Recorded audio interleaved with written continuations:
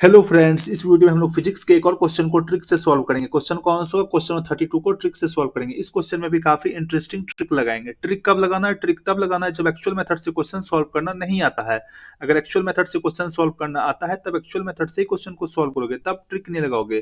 फिर जो question actual method से सॉल्व हो जाता है उस सभी को एक्चुअल मेथड से सॉल्व कर लेना है। फिर जो क्वेश्चन अपना बच जाएगा, मतलब जो क्वेश्चन हम लोग से सॉल्व नहीं हो पा रहा था या फिर जो क्वेश्चन सॉल्व करना नहीं आता था, उस सभी क्वेश्चन को एग्जाम में छोड़कर नहीं आओगे, उस सभी क्वेश्चन को ट्रिक लगाकर सॉल्व करोगे, ताकि जो हम लोग का ओवरऑल मार्क्स है वो एग्जाम में इंक्रीज हो सके, हम लोग का ओवरऑल मार्क्स एग्जाम में बूस्ट हो सके। अगर आपको बहुत कम टाइम में जेई मेंस के मार्क्स को बूस्ट करना है तो मैंने आपके लिए जेई मेंस का मोस्ट रिपीटेड 40 क्वेश्चन प्रिपेयर किया है। इसके साथ साथ फिजिक्स का फॉर्मूला सेट और केमिस्ट्री का रिवीजन सेट भी प्रिपेयर किया है। इस पीडीएफ को आप बहुत आसानी से 4 से 5 डेज में कंप्लीट कर लोगे। इस पीडीएफ को कंप्लीट करने के बाद आपका जेई मेंस में मिनिमम 80 मार्क्स गारंटीड हो जाएगा। इस पीडीएफ को आप कैसे एक्सेस कर सकते हो? तो आप मेरे कमेंट सेक्शन में जाओ, वहां पे मैंने सारा डिटेल्स दे रखा है कि आप पीडीएफ को कैसे एक्सेस कर पाओगे। केवल ट्रिक सीख कर जाओगे ना तो आपका जेई मेंस में मार्क्स इंप्रूव नहीं हो पाएगा। ये मत सोच लेना कि केवल ट्रिक सीख लेने से आपका जेई मेंस में मार्क्स इंप्रूव हो जाएगा, बिल्कुल भी नहीं होगा। तो पहले क्या करना है?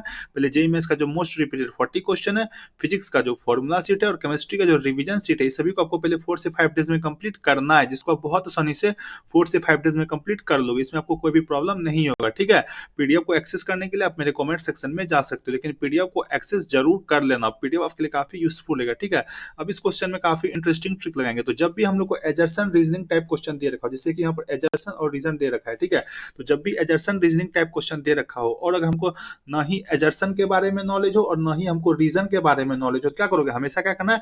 Both assertion and reason are true and reason क्या कहते हैं is the correct explanation of assertion, हमेशा इसी वाले ऑप्शन को यहाँ पर गेस करना है, ठीक है। जैसे तुम यहाँ पर फोकस करो तो ऑप्शन नंबर 3 में देखो क्या दे रखा हो, both assertion and reason are true and reason is the correct explanation of assertion, हमेशा इसी वाले ऑप्शन को गेस करना है।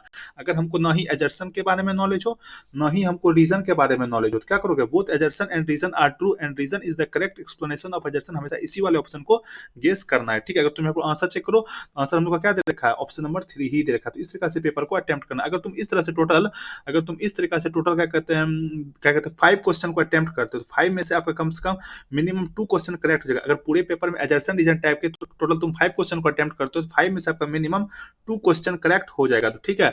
तो 2 करेक्ट होने के कितने मार्क्स मिलेंगे? 2 करेक्ट होने के आपको मिलेंगे 8 मार्क्स और 3 इनकरेक्ट होने के -3 हो जाएंगे। तो ओवरऑल जो यहाँ पर +5 मार्क्स का क्या हो जाएगा? यहाँ पर बूस्ट हो जाएगा। तो यहाँ पे कोई भी लॉस हमको नहीं है, ठीक है। हालांकि ये क्वेश्चन जो है बहुत आसान है। अगर तुमको थोड़ा सा बेसिक कॉन्सेप्ट पता है, अगर तुमको एजर्सन के बारे में भी सिर्फ नॉलेज है ना, तो भी तुम इस क्वेश्चन को करेक्ट कर दोगे। तो वो मैं आपको करके दिखाता हूँ। सबसे पहले क्या करते हैं? इसको इरेज करते हैं, ठीक है।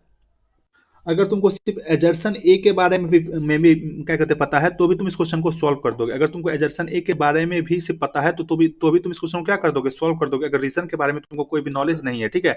तो एजर्सन ए में क्या दे रखा है? एजर्सन ए में हम लोग को दे रखा है कि the Bohr model is applicable to hydrogen and hydrogen like atoms. मतलब यहाँ पर बोल रहा है कि जो बोहर मॉडल है वो किसके लिए एप्लीकेबल है? वो हाइड्रोजन एटम्स और hydrogen like atoms. Hydrogen like atoms क्या हो जाएगा? जैसे He+ हो जाएगा, फिर Li2+ हो जाएगा, या फिर Be3+ हो जाएगा, क्योंकि ये सभी क्या हाइड्रोजन लाइक एटम्स है। ये सभी क्या है? ये सभी जो है अपने हाइड्रोजन लाइक एटम्स है। क्यों? क्योंकि सभी के पास क्या है? केवल 1 इलेक्ट्रॉन है, ठीक है। सभी के पास क्या है? हाइड्रोजन के पास, He+ के पास, Li2+ के पास और Be3+ के पास, सभी के पास केवल 1 इलेक्ट्रॉन है।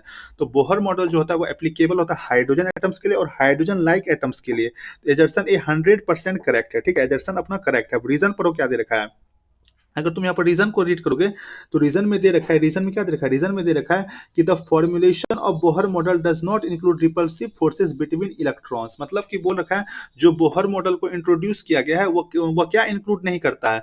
क्या इंक्लूड नहीं करता है? मतलब जो इलेक्ट्रॉन्स के बीच में जो रिपल्सिव फोर्सेस होता है, मतलब जो 2 या 2 से अधिक इलेक्ट्रॉन के बीच में जो रिपल्सिव फोर्सेस लगता है वो इंक्लूड नहीं करता है बोहर मॉडल। अब क्या कहते हैं, रीजन भी करेक्ट है। कैसे रीजन करेक्ट है?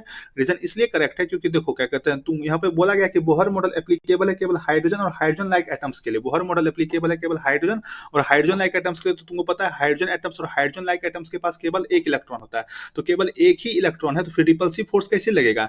क्योंकि देखो रीजन में क्या बोल रहा है? रीजन में बोल रहा है बिटवीन इलेक्ट्रॉन्स, मतलब एक से अधिक इलेक्ट्रॉन्स के बीच में रिपल्सिव फोर्सेस लग रहा है।